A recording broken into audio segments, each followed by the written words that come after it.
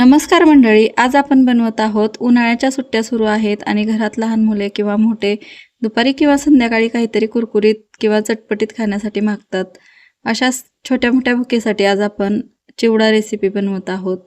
महिनाभर टिकणारी आणि कमी तेलात होईल तेवढं कमी तेलात आपण ही आज रेसिपी बनवणार आहोत. तर इथं मका पोहे आणि दगडी पोहे घेतलेत मी चिवडा बनवण्यासाठी. शेंगदाणे घेतले आहेत, काही काजू घेतले आहेत, कढीपत्त्याची पानं घेतली आहेत. ऑप्शनल आहे, काजू घेऊ शकता, नाही घेतले तरीही चालेल. खोबरं घेतलं आहे पातळ कट करून.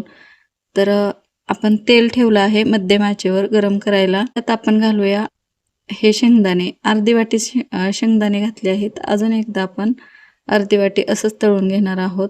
तर तेलात टाकल्यानंतर मध्यम ते मंद आचेवर आपण शेंगदाणे तळून घेतले आहेत. तळताना थोडंसं मीठ टाकलं आहे.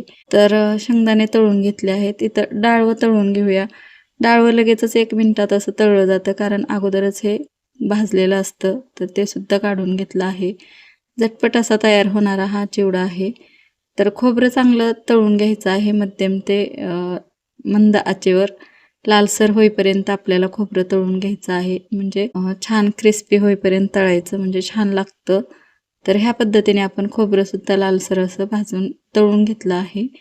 तर काजूसुद्धा आपण सोनेरी रंग येईपर्यंत छान असं खरपूस तळून घेत आहोत. तर काजू नाही टाकलेत तरीही चालेल, पण काजू टाकल्यामुळं लहान मुलं आवडीने खातात म्हणून काजू घेतले आहेत. सोनेरी रंगावर आले की आपण हे काढून घेऊया. पाहू शकता ह्या पद्धतीने खरपूस असं तळून काजू घेतले आहेत. तर यामध्ये टाकूया आता थोडे थोडे पोहे. मका पोहे आहेत. मका पोहे आपण अशा पद्धतीने तळून घेत आहोत. थोडे थोडे करून तळून घ्यायचे, म्हणजे सगळे व्यवस्थित तळले जातात थोडे थोडे केल्याने.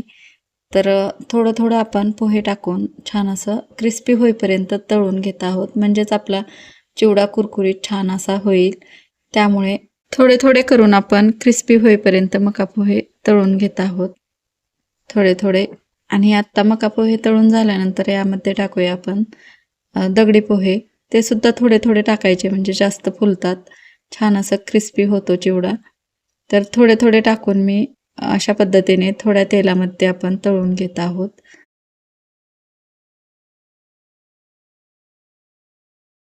मका पोहे आणि दगडी पोहे छान असे आपले तळून झाले आहेत. एका बाउलमध्ये टाकले आहेत मोठ्या.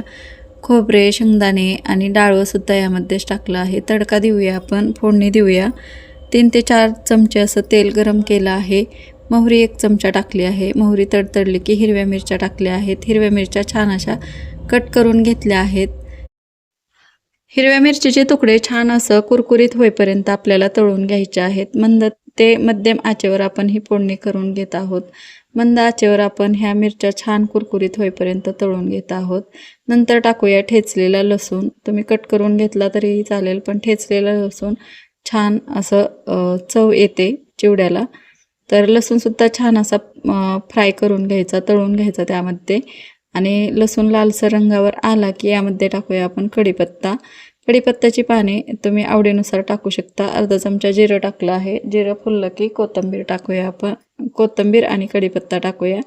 कढीपत्त्याची पाने तुम्ही कट करून टाकू शकता किंवा अशी सुद्धा टाकली तरीही चालतात. कढीपत्त्याची पानंसुद्धा आपल्याला कुरकुरीत होईपर्यंत तळून घ्यायची आहेत. नंतर थोडीशी कोथिंबीर टाकूया. आवडत असेल तर टाका, नाही टाकले तरीही चालेल. तर कोथिंबीर पण छान अशी कुरकुरीत होईपर्यंत तळून घेऊया. तर मंद आच आहे गॅसची. आपण फोडणी करताना मंदच आच ठेवायची आहे, कारण मसालेसुद्धा जळू नये म्हणून. तर आता गॅस बंद आहे. 1 चमचा धना पावडर, 1 चमचा लाल मिरची पावडर, पाव चमचा हळद आणि आमचूर पावडर 1 चमचा, गरम मसाला थोडासा टाकला आहे. आणि गॅस बंद असल्यामुळे मसाले करपत नाहीत. ही फोडणी आपण आता ह्या फ्राय केलेल्या तळून घेतलेल्या मका पोहे आणि दगडी पोह्यांवर टाकून घेतलं आहे. तर ह्या पद्धतीने आपण टाकून घेतल्यानंतर चवीनुसार मीठ टाकून घेत आहोत. आमचूर पावडर किंवा चाट मसाला टाकून घ्या. इथं काळं मीठसुद्धा मी वापरलं आहे. चवीनुसार मीठ आणि काळं मीठ वापरलं आहे. काळं मीठ 1 चमचा, चवीनुसार मीठ टाकलं आहे. आणि वाळवून घेतलेला पुदिना आहे, हा घरातच सुकवलेला आहे. त्याची पावडर आपण करून अशा पद्धतीने टाकूया, म्हणजे पुदिन्याचा सुद्धा फ्लेवर छान ह्या चिवड्यामध्ये येतो. ह्या पद्धतीने खूप छान लागतो पुदिन्याची पावडर टाकल्यानंतर. घरातच पुदिना वाळवून घेतलेला होता आणि तो आपण चुरून असा टाकला आहे. हातावर चुरून टाकला आहे आणि हे छान असं हलक्या हाताने आपण हा चिवडा मिक्स करून घेऊया. उन्हाळ्यात तर आपल्याला जेव्हा भूक लागते छोट्या मोठ्या भुकेसाठी खूप चांगला उत्तम पर्याय आहे. लहान मुलांसाठी किंवा मोठ्यांसाठी कधीतरी चहासोबत स्नॅक्स म्हणून आपण खाऊ शकतो. तर हे हलक्या हाताने आपण छान असं मिक्स करून घेतला आहे. आपला हा चटपटीत असा चिवडा तयार आहे. आपण काळं मीठ वापरलं आहे, पुदिना वापरला आहे, आमचूर पावडर वापरले आहे, चाट मसालासुद्धा वापरू शकता.